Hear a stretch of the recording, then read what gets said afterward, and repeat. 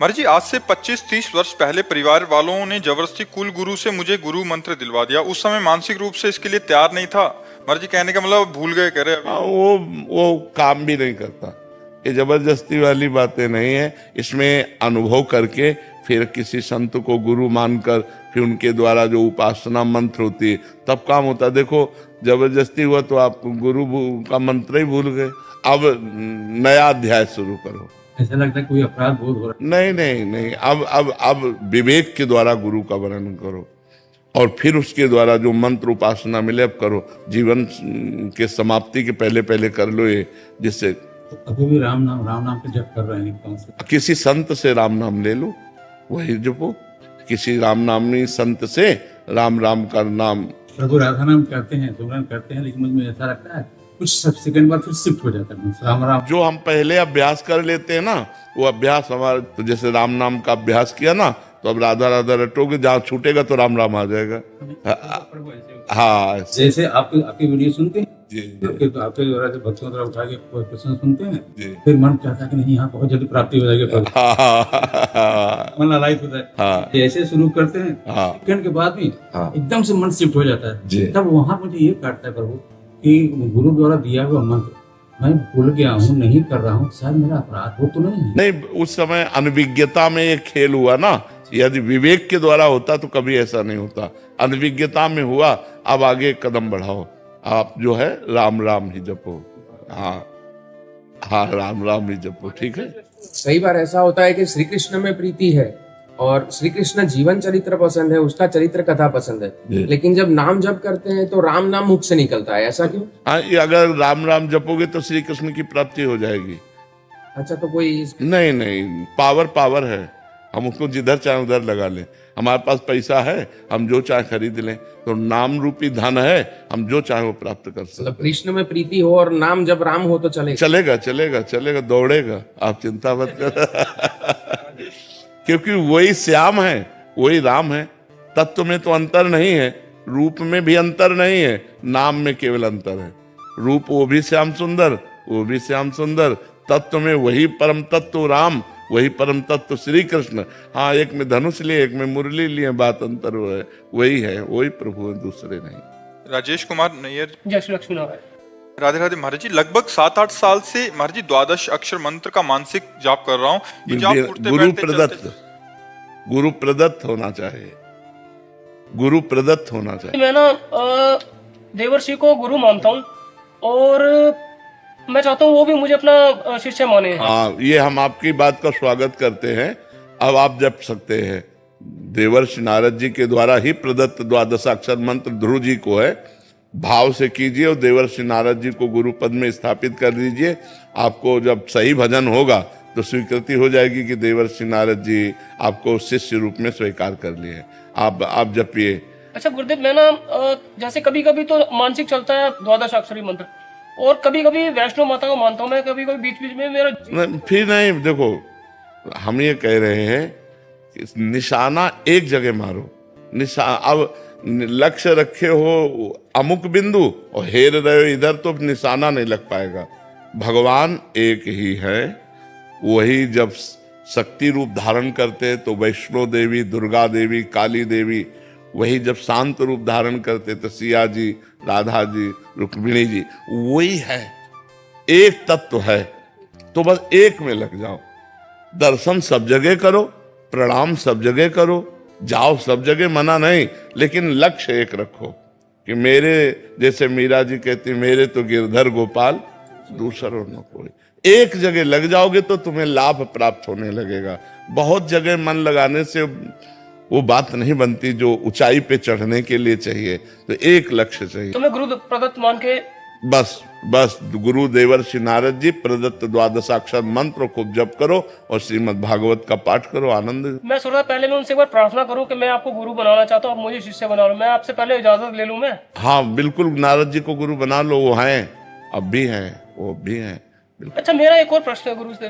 असल में हमें भगवान इतना कुछ देते हैं, मतलब बीवी, बच्चे, धन दौलत, पैसा, मकान, सब कुछ, और हम भगवान का नाम गिन गिन के लेते हैं। ऐसा क्यों? गिन गिन के तो लेने के लिए इसलिए कहा गया है कि तुम्हारी रुचि बन जाए। अभी रुचि नहीं है ना, तो जैसे आज 10,000 जपा तो कल 12,000 जपे, नरसों 15,000 जपे, और जब जपने में आ जाओगे तो ये गिनना खत्म हो जाएगा। हाँ, वैसे ना, मतलब गिनने में लाभ ये है कि हमारी रुचि बढ़ जाती है। कभी कभी सोते सोते भी अंदर चल रहा होता है। हाँ, बहुत अच्छा है। बस चुपचाप रखो, गुप्त रखो और खूब भजन करो। अपवित्र दशा में न जपना, शौच बाथरूम आदि में नाम जप करना, कृष्ण कृष्ण कृष्ण, लेकिन पवित्र अवस्था में 12 मंत्र, ठीक है। ऋषिकेश से प्रियंका जी। श्री हरिवंश महाराज जी। महाराज जी, सेवकवाणी के तीसरे प्रकरण के तीसरे छंद में आता है, प्रथम हृदय श्रद्धा जो करे, आचार्य जन जाई अनुसरे, जहां जहां हरिवंश के रसिकन की सेवा जब होई, प्रीति सहित भूजहूं सब कोई, कौन धर्म हरिवंश को। महाराज जी, इसमें पूज्य श्री सेवक जी महाराज ने कहा है कि आचार्य से हमें प्रेम सहित ये पूछना चाहिए। आचार्य का तात्पर्य होता है जो आचरण युक्त हो। आचार्य रसिक कोई दो नहीं होते। रसिक हरिवंश सरवंश श्री राधिका, राधिका सरवंश हरिवंश बंसी। हरिवंश महाप्रभु को रसिक कहा गया कि नहीं कहा गया? श्री जी रसिक है। जैसे हरिवंश रसिक रस जुवती, तू ले मिल सखी प्राणा को, लालजू रसिक है। जैसे हरिवंश रसिक नव रंग पिय, भ्रकुटी भाव तेरे खंजन लड़ाऊं। तो जो रसिक प्रिया प्रीतम के प्रेम में पगे हुए हैं, जो आचरण प्रस्तुत करते हैं श्री जी की सेवा के, ऐसे रसिकों से, ऐसे आचार्यों से हम मिलें। और कौन धर्म हरिवंश को, हरिवंश का धर्म कौन है, ये हम उनसे पूछें। कैसे सेवा, कैसे आचरण करें जिससे हरिवंश प्रसन्न हो, प्रिया प्रीतम प्रसन्न हो, प्रिया प्रीतम की प्राप्ति हो। ये बात उसमें पूछी गई, तो क्या संशय इसमें। महाराज जी कह रहे हैं कि हमें प्रेम सहित ये पूछना चाहिए कि श्री हरिवंश का धर्म क्या है। कृपया हमें भगवान समझाने का कृपा करें कि मेरा आश्रय, मतलब मुझे हमारी हितोपासना में और गाढ़ प्रेम हो जाए। 84 जी और इसका तो पाठ करती हूँ, पर फिर भी गाढ़ प्रेम उत्पन्न, बस फिर भी नहीं लगना चाहिए। सेवक शरण सदा रहे, अनत नहीं विश्राम, कै वाणी हरिवंश की, कै हरिवंश नाम। या तो नाम चल रहा है या वाणी। नाम वाणी जहां, श्याम श्यामा तहां। नाम वाणी सुनत, श्याम श्यामा सुबस। नाम वाणी निकट, श्याम श्यामा प्रगट। और सुख देवे को चाव चित, सब सोहित निष्काम। या सुधर्म हरिवंश को, नाम गिरा विश्राम। सबकी सेवा करने का भाव हो। सब में श्यामा श्याम विराजमान है। जैसे गोस्वामी जी कैसे सिय राम में सब जग जानी, ऐसे राधे श्याम सब जगह विराजमान है। चिद चिद लक्षणम सर्वम राधा कृष्णमयम जगत। पूरे जगत में भगवान हर जीवात्मा में विराजमान है। सबकी सेवा करें, सबके प्रति भाव रखें, किसी से लड़ाई झगड़ा द्वेष पाप आचरण न करें। यही हरिवंश धर्म है। तुम नाम जप करें, वाणी जी का गायन करें और श्री जी की सेवा विराजमान करके अष्टयाम सेवा करें। राहुल शर्मा जी। राधे राधे महाराज जी। महाराज जी, जब किसी का अच्छा मकान और कोई गाड़ी अच्छी देखते हैं तो लगता है ऐसा बड़ा घर मेरा भी होता, गाड़ी मेरे पास भी होती। महाराज जी, ये सोचना है, अगर हम किसी को देख कर के सोचते हैं कि अच्छा मकान और अच्छी गाड़ी होनी चाहिए, तो किसी को मर के देख के फिर हमारी सोच क्यों नहीं काम करती कि हमको भी मरना है, कुछ साथ नहीं जाना है। इसलिए यार अच्छा काम कर लो, दूसरों को सुख पहुंचा लो, नाम जप लो, भगवान का चिंतन कर लो, परलोक बना लो। इस लोक का तो कुछ जाने वाला है नहीं, तो परलोक के विषय में कभी सोचा? परमार्थ के विषय में कभी सोचा? भगवान की प्राप्ति के विषय में कभी सोचा? हम कह रहे हैं 1 अरब का तुम्हारा मकान हो, लेकिन मरोगे तो ईंट लाद के ले जाओगे क्या? शरीर भी तो नहीं जाएगा। अरबों बैंक में जमा हो, यहीं के यहीं रह जाएंगे। यार झूठी चीज के लिए क्यों इतनी बड़ी कामना करना? कामना करो तो सत्य चीज की करो कि मुझे भगवान की प्राप्ति हो जाए, मैं सबको सुख पहुंचाऊं, मेरे द्वारा कोई पाप ना हो, मैं किसी की हिंसा ना करूं, किसी को दुख ना पहुंचाऊं। ये बातें सोचो ना। ये बातें सोचोगे तो परेशान हो जाओगे, क्योंकि जितना तुम किसी का मकान देख रहे हो, उसके बाद जब तुम अपना मकान तैयार करोगे तो ऐसा मकान भगवान तुम्हें दिखा देंगे जो तुम्हारा मकान कुछ है ही नहीं उसके आगे। फिर क्या करोगे? फिर और बनाओ, बनाते बनाते मर जाओगे, कुछ होगा नहीं। अब कितनी आयु रह गई, अपने को क्या पता अगला मिनट हमारा है कि नहीं। हमें क्या गारंटी? हमें क्या गारंटी कि अगला मिनट हमारा है? हम अगले मिनट रहेंगे कि नहीं रहेंगे कोई गारंटी नहीं। यार ऐसी कमाई करो जो लोक परलोक सब जगह आनंद दे, वह भगवान का नाम जप करो, और जैसे भगवान रखें वैसे रह लो, और हमारा अंतिम बढ़िया बनना चाहिए।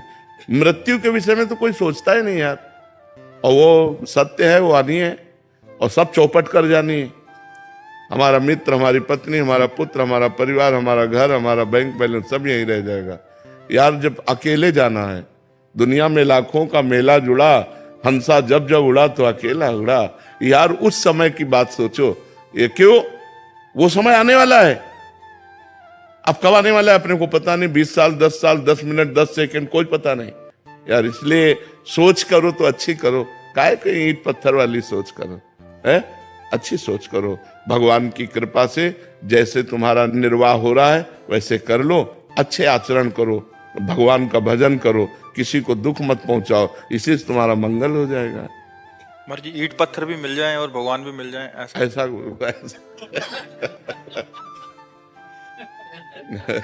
ले। भगवान का लक्ष्य कर लो तो फिर सब व्यवस्था हो सकती है। ईंट पत्थर का लक्ष्य करोगे तो भगवान नहीं मिलेंगे, भगवान का लक्ष्य कर लो तो ये सब व्यवस्था हो जाएगी। महाराज जी जैसे जाते रास्ते में तो ये मकान देखते भाव आता है, ऐसा मेरा भी होता तभी तो कह रहे जब राम नाम सत्य बोलते हुए देखा होगा तब ले सोते। महात्मा बुद्ध जी को इसी से तो वैराग्य हुआ था। जब अंतिम शव यात्रा को देखा, बोले सबकी होती है, तब बोले अब मैं सत्य को प्राप्त करूंगा। और उन्होंने नियम लिया कि जब तक ब्रह्म बोध नहीं हो जाएगा तब तक मैं उठूंगा नहीं। वैराग्य लेकर के तो जो बोध वृक्ष है उसी के नीचे उनको बोध प्राप्त हुआ, ब्रह्म बोध प्राप्त। इसीलिए वो ब्रह्म के मार्ग में चले। पहले देखा एक बहुत जर्जर बूढ़ा आदमी, तो उनका ये क्या है, बोले मनुष्य है। बोले ऐसा भी मनुष्य होता है? बोले हर एक मनुष्य ऐसा होता है, वो वृद्धावस्था है, वृद्धावस्था में सबकी जर्जर अवस्था, मेरी भी होगी। बोले हाँ। एक दिन भ्रमण में देखा कि राम नाम सत्य। बोले ये क्या है? बोले मुर्दा है। बोले ये मुर्दा क्या होता है? बोले हर आदमी मरता है। बोले हम भी मरेंगे? बोले हाँ। तो फिर राजपाट, पत्नी, पुत्र, परिवार ये किस काम आएगा जब मर जाएंगे? इसीलिए वो वैराग्य ले लिए, घर से भाग पड़े और फिर ब्रह्मबोध प्राप्त किया। वो तो भगवान के अवतार कहे गए। तो हम सबको चाहिए कि जैसी परिस्थिति भगवान दिए हैं उसमें हम राजी हो जाएं, और हम चाह करें उत्तम की, जो शरीर छूटने के बाद हमारे काम में आवे। क्योंकि हमारी यात्रा केवल एक शरीर तक तो है नहीं, पता नहीं 84 लाख योनियों में किस किस योनियों में जाना पड़े। तो हम चाह करें भगवान की, पूर्ति सब हो जाएगी। तो चाह ऊंची करो, चाह भगवान से मिलन की करो, तो ये माया अपने आप मिल जाएगी। माया को सब कोई भजे, माधव भजे न कोई। जो एक बार माधव भजे तो माया चेरी होए, माया दासी हो जाती है। हम कृष्ण कृष्ण कह के कृष्ण के लिए चले तो माया पीछे बाधा के रूप में पड़ जाती है, लो रुपया लो, भोग सामग्री लो। और जब हम माया के लिए दौड़ते हैं तो पकड़ में नहीं आती है। इसलिए हम कृष्ण के पीछे दौड़े तो माया हमारे पीछे अपने आप लग जाएगी। मनीषा जी हरियाणा से। राधे राधे महाराज जी। महाराज जी भक्ति मार्ग में कौन कौन सी अवस्थाएं आती हैं? एक साधक वो अवस्था किस अवस्था में है, कैसे जाने महाराज जी? अवस्था को तो वही तो आपसे कह रहे ना, भौतिक बातें बाहरी देखकर जानी जा सकती हैं। आंतरिक स्थिति को जानने के लिए ये लक्षण हम बता रहे हैं, ये जिसके हो वो समझ ले हम परमार्थ में चल रहे हैं। शांति रव्यर्थ कालत्वम, विरक्तिर्मान शून्यता, आशा बंधा समुत्कंठा, नाम गाने सदा रुचि, आसक्तिस्तद गुणाख्याने, प्रीतिस्तद वसति स्थले। अब इसकी व्याख्या करते हैं। शांति, हमको कोई गाली दे, हमें कोई मारे, हमें कोई फर्क ना पड़े, पहला लक्षण। जब भगवान कपिल देव जी संत का लक्षण बताते हैं तो उसमें भगवान तितिक्षवा कारुणिका, पहला लक्षण तितिक्षण। तो इसमें शांति, इतनी बड़ी शांति तुम्हारे अंदर हो कि तुम्हारा अपमान हो, तुम्हें कोई मारे, तुम्हें कोई गाली दे, तुम्हारा हृदय उसके प्रति बुरा का करने का भाव न बना पावे। उसका मंगल सोचे कि भगवान इसको सद्बुद्धि दे, ये स्वस्थ रहे, इसको भगवान मंगल करे, कभी इसका मंगल ना हो। किसके प्रति? जो हमें मार रहा है, जो हमें गाली दे रहा है, जो हमारी निंदा कर रहा है, जो हमारा अपमान कर रहा है। शांति, इतनी बड़ी शांति होनी चाहिए, तब समझे कि हम भक्ति मार्ग में चल रहे हैं। अभी वो स्थिति को प्राप्त नहीं, स्थिति तो आगे वर्णन हो रही है। शांति अव्यर्थ कालत्वम, 1 मिनट भी भगवान से अलग समय नहीं जाना चाहिए। तद विस्मरणेन परम व्याकुलते थी, भगवान का विस्मरण होते ही व्याकुलता पैदा हो जानी चाहिए। मैं कैसे भूल गया भगवान को? एक क्षण भी भगवान का चिंतन नहीं छूटना चाहिए। अगर छूट गया तो वो व्यर्थ समय चला गया। अव्यर्थ कालत्वम, व्यर्थ समय नहीं जाना चाहिए। ये अभी चलने की बात है। शांति अव्यर्थ कालत्वम, विरक्तिर, लोक परलोक के भोगों से वैराग्य, किसी के भी भोग भोगने की इच्छा नहीं। ये जो भक्ति का साधक है उसकी जो ऊंचाई होती है वो होती है विरक्तिर। और फिर मान शून्यता, अपने में कोई सद्गुण ना देखना, अपने को अधम और नीच मानना और दूसरे में सद्गुण देखना। स्वयं अमानी रहकर दूसरों को मान देना, दूसरों का सत्कार करना, लेकिन जब अपना मान हो तो दुख होना कि मैं इस योग्य नहीं हूं, मैं तो नीच हूं, मैं अधम हूं।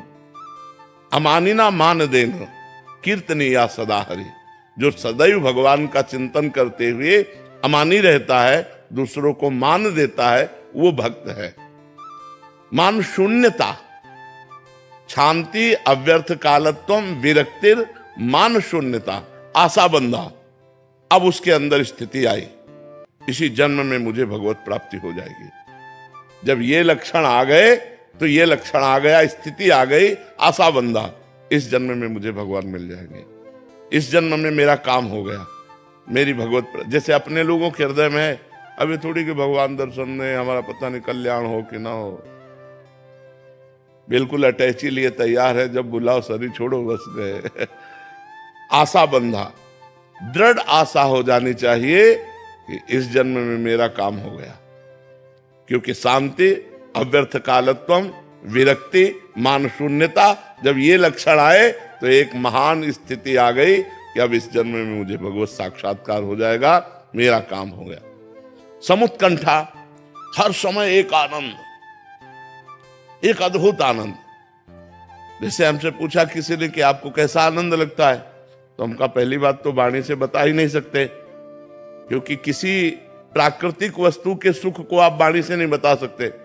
जैसे आपको एक रसगुल्ला खवाया जाए, कैसा लगा? आप कहोगे मीठा। कैसा मीठा? बहुत मीठा। नहीं, बहुत मीठा कैसा? तो आप कहोगे खा के देख लो। इसके आगे आप नहीं वर्णन कर सकते। प्राकृतिक वस्तु के स्वाद को भी आप स्पष्ट वर्णन नहीं कर सकते, तो अप्राकृतिक भगवदानंद का आप वर्णन कैसे कर सकते हैं?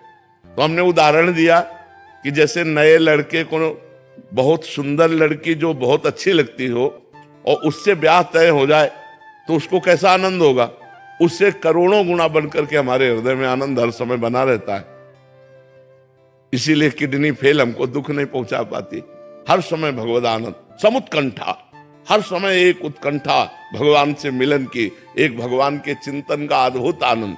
नाम गाने सदा रुचि, भगवान के नाम में इतनी रुचि हो गई कि त्रिभुवन की राज्य लक्ष्मी दे दी जाए तो भी नहीं छोड़ सकता। आसक्ति तद्गुणा ख्याने, जिसके पास बैठ गया भगवान की चर्चा शुरू हो गई, वो भगवान की चर्चा सुने और कहे बिना रह नहीं सकता। और प्रीति तद वसति स्थले, जो भगवान के अवतार लीलाएं हैं, जैसे अयोध्या है, मथुरा है, काशी है, द्वारिका है, वृंदावन है, इनमें उसकी प्रीति हो जाती है। मेरे भगवान की नगरियां हैं, मेरे भगवान के धाम, पवित्र स्थानों में उसकी आसक्ति हो जाती है। बार बार जाना, दर्शन करना, रहने की इच्छा करना, ये पवित्र भाव उसके अंदर जागृत हो जाते हैं। यदि ऐसे भाव आ जाए तो जान ले भक्ति संपूर्ण अपना रंग जमा चुकी है। किसका प्रश्न था? समझ में आई बात? कि वास्तविकता में दिव्यता किसे कहते हैं महाराज जी? क्योंकि हमारा परिचय ही नहीं है उस दिव्यता से, तो दिव्यता क्या होती है? देखो, दिव्यता, दिव्य का मतलब होता है भौतिक से अलग, भौतिक चकाचौंध से अलग। बोले बड़ा दिव्य है, उसको समझने के लिए भी अलग होना पड़ेगा। हाँ, उससे तुम्हारी बुद्धि भौतिक से अलग होनी चाहिए। देखो, आप हमें क्या लोग देख सकते हैं, बहुत अच्छा बोल लेते हैं, बहुत लोगों की भीड़ होती है, भौतिकता को देख पा रहे, वो हमारी दिव्यता को थोड़ी देख पा रहे। हमारी दिव्यता को तो जो साधक होगा, जो साधना कर रहा होगा, वो पकड़ पाएगा। नहीं तो लौकिक भीड़ देखी जाती है। बड़े महात्मा किस बात से कह दिया जाता है? बोले उनके पास 1 लाख लोग आते हैं, उनके पास 10,000 लोग आते हैं, यही तो देखा जाता है। ये है क्या? ये दिव्यता है कि भौतिकता है? ये भौतिकता है। तो कोई साधु की पहचान भौतिकता से होती है क्या? साधु की दिव्यता को तो कोई साधु ही देख सकता है, अन्यथा नहीं देख सकता। भौतिकता देख सकता है, भौतिक देख सकता है, भौतिक बातें देखी जाती है। दिव्य तो अनुभव गम्य है, वो केवल पार्थिव बुद्धि से समझ में नहीं आ सकता है।